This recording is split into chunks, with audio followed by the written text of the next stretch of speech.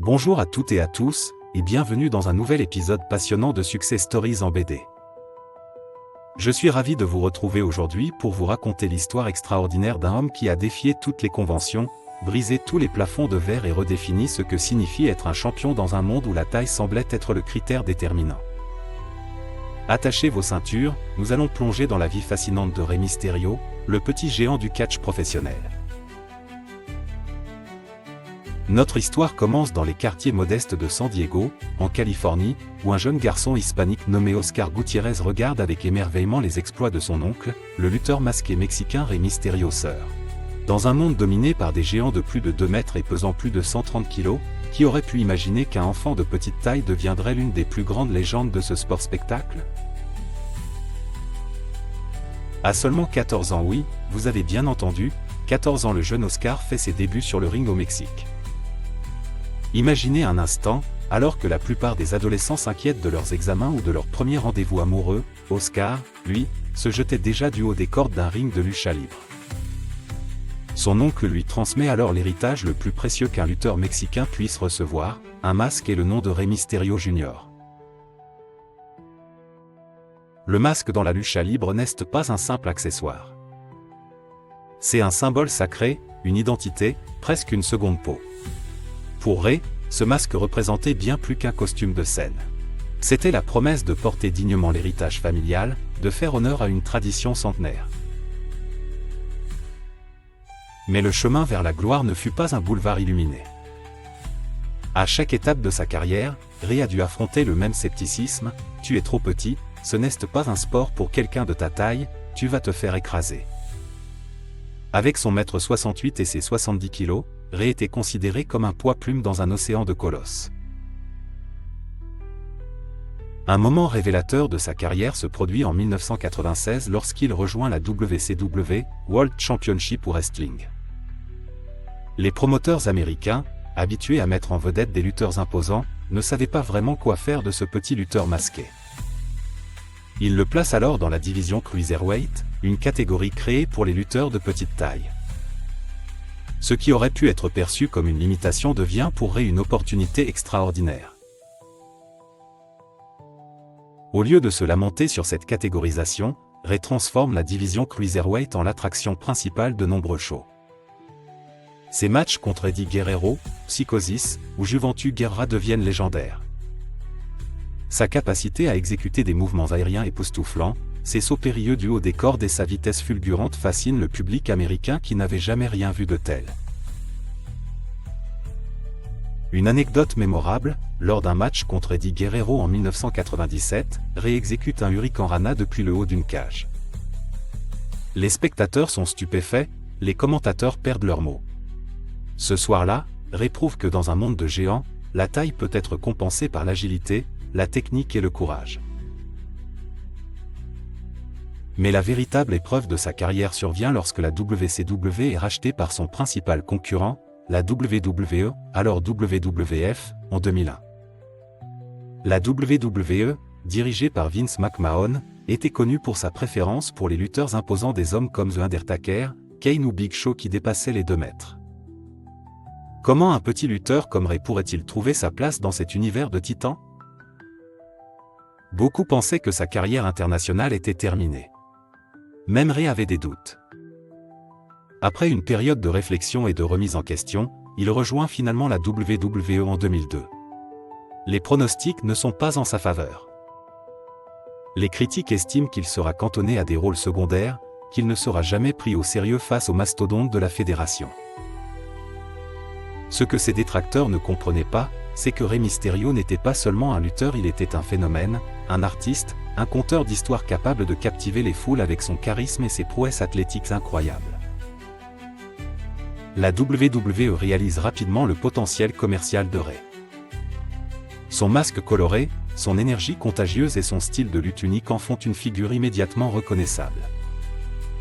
Les enfants l'adorent, les adultes respectent sa technique, et la communauté hispanique trouve en lui un représentant authentique de leur culture sur la scène mondiale. Mais le véritable tournant de sa carrière survient lors du Royal Rumble 2006.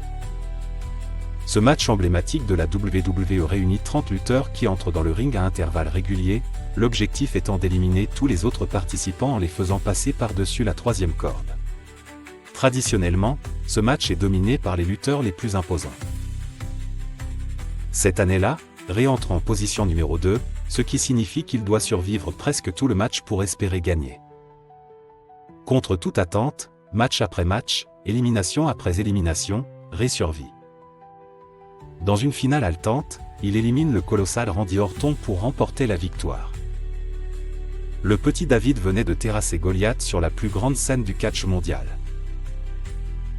Cette victoire, dédiée à son ami Eddie Guerrero décédé quelques mois plus tôt, lui ouvre les portes d'un match de championnat à WrestleMania 22, le plus grand événement annuel de la WWE. Rey remporte le titre de champion du monde poids lourd, devenant ainsi le plus petit champion de l'histoire de la WWE. L'impossible venait de se produire. Ce sacre n'était pas seulement une victoire personnelle, c'était un message puissant envoyé à tous ceux qui se sentaient trop petits, trop différents ou trop marginalisés pour réussir dans leur domaine. Rey prouvait que la passion, la persévérance et l'authenticité pouvaient triompher des limitations physiques.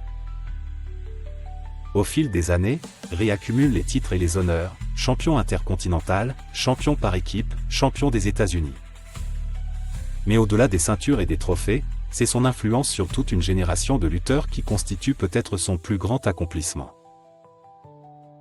Des superstars actuels comme Finn Balor, AJ Styles, Ricochet ou Daniel Bryan ont tous cité Rey Mysterio comme une influence majeure. Il a ouvert la voie aux lutteurs de petite taille, prouvant qu'ils pouvaient non seulement avoir leur place dans ce monde de géants, mais aussi en devenir les figures de proue. Ce qui rend l'histoire de Rey particulièrement inspirante, c'est la façon dont il a transformé chaque obstacle en opportunité. Sa petite taille, elle lui permettait d'être plus rapide et plus agile que ses adversaires. Le scepticisme des promoteurs, il l'a utilisé comme motivation pour travailler 2 fois plus dur. Les blessures qui ont émaillé sa carrière, elles lui ont enseigné la résilience et l'ont poussé à réinventer constamment son style. L'une des clés du succès de Rey réside dans son authenticité. Jamais il n'a essayé d'être ce qu'il n'était pas.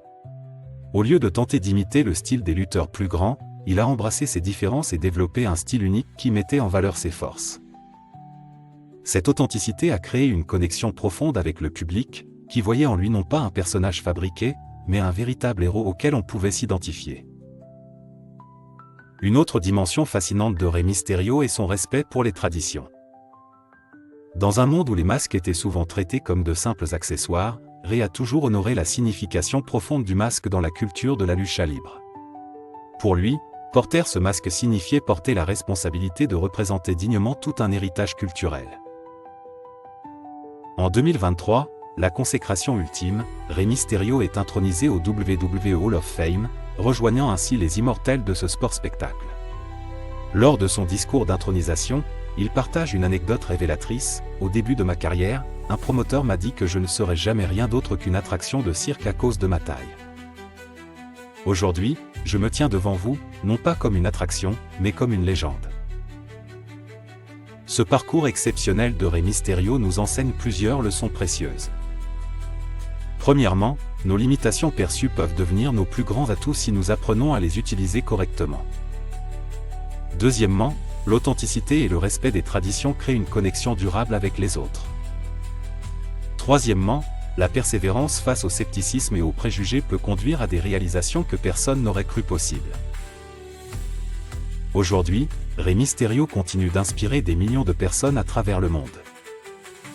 À plus de 45 ans, il lutte encore à un niveau élite, faisant équipe avec son fils Dominic Mysterio et transmettant son savoir à la prochaine génération.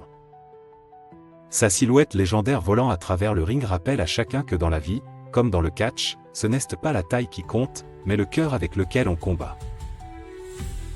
Voilà, chers leaders, l'histoire remarquable de Rey Mysterio, le petit géant qui a révolutionné le monde du catch professionnel.